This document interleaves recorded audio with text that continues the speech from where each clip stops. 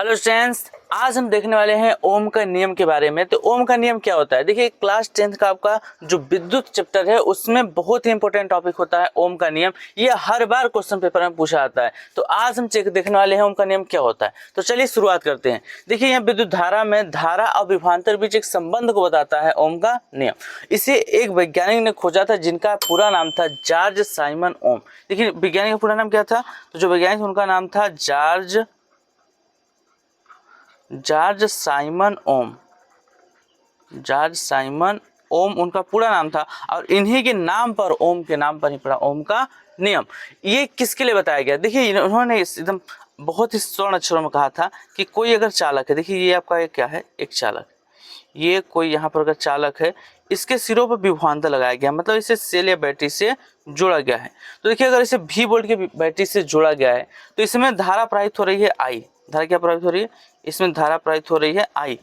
तो इन्होंने कहा एकदम सिंपल शब्दों में कि इसमें प्रवाहित होने जो धारा है इसके सिरों पर लगाए गए विभवांतर के अनुक्रमानुपाती होती है। क्या कहा? कि जो इसमें विभवांतर है, विभवांतर के अनुक्रमानुपाती होती है क्या? धारा। इन धारा इसके सिरों के बीच लगाए गए विभवांतर के अनुक्रमानुपाती होता है। लेकिन कब? जब, देखिए एक लाइन और याद रखिएगा, जब भौतिक अवस्था समान हो। भौतिक अवस्था समान हो। समान मतलब स्थिर हो। भौतिक अवस्था में देखिए आपका आता है ताप और दाब। तो जब ताप और दाब दोनों नियत होता है, उस स्थिति में इस सिरों के लगाए गए जो विभवांतर है इसमें प्रवाहित धारा के अनुक्रमानुपाती होता है।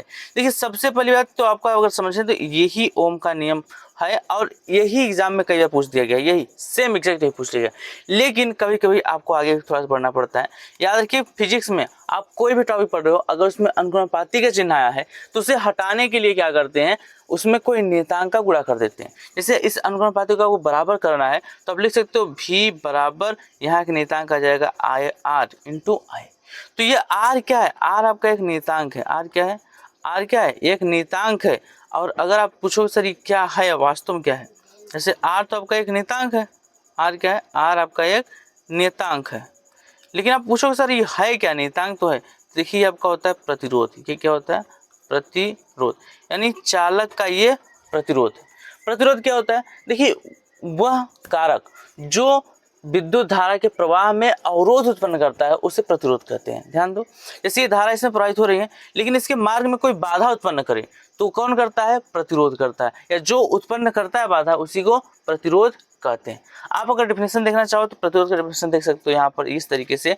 देखिए क्या है, किसी चालक का वह गुण जिसके कारण उसमें प्रवाहित होने वाली जो धारा है उसके मार्ग में विरोध या अवरोध उत्पन्न होता है, उसी गुण को प्रतिरोध कहते हैं। इसे कैपिटल R से प्रदर्शित करते हैं।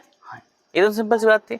हाँ सर, जैसे आप देखते हो कि नहरों में बीच बीच में कुछ बीच में उसमें अवरोध बना दिया जाता है जिससे पानी का बहाव धीरे हो जाए। तो वहाँ क्या किया जाता है? वो बहाव को धीरे करता है जिससे क्या हो कि पानी के बहाव कम हो जाए। तो वही सेम यहाँ पर भी काम होता है कि चालक में भी एक प्रतिरोध उत्पन्न होता है जो धारा के भी प्रवाह को धीरे करता है, धारा के प्रवाह को भी रोकता है। इसीलिए इसका नाम है क्या? प्रतिरोध। क्लियर हो गया? तो ओम का नियम बहुत ही इंपॉर्टेंट टॉपिक था। उम्मीद है आपको अच्छे से समझ में आ गई होगी। इसमें देखिए आपसे क्वेश्चन क्या पूछे जाएंगे, पेपर में कुछ इस तरीके के क्वेश्चन पूछे जाते हैं।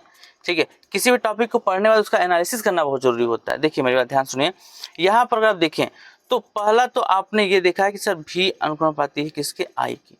दूसरा आपने देखा सर V बराबर है R इंटू I की। लेकिन हो सकता है एग्जाम में दोनों में फिर से कोई ऑप्शन ना हो। सर कैसे हो सकता है? हमने दो पढ़ा, दोनों नहीं होगा तो फिर कोई होगा? हाँ देखो, कभी कभी ऐसे देता है, अगर आप यहाँ से R का मान निकालो तो I इधर परेशान कर दोगे तो आपका R बराबर हो जाएगा V अपान I। या अगर आप यहाँ से I के मान निकालो तो I बराबर हो जाएगा V अपान में R। तो ये जो ये निकल कर आए हैं ये भी कभी कोई ऑप्शन में दे देता है, तो आप लोग घबराइएगा नहीं। तो ये चारों में से कोई भी ऑप्शन होंगे तो ये ओम के ही नियम का पालन कर रहे हैं, ये ओम के नियम के आधार पर ही है।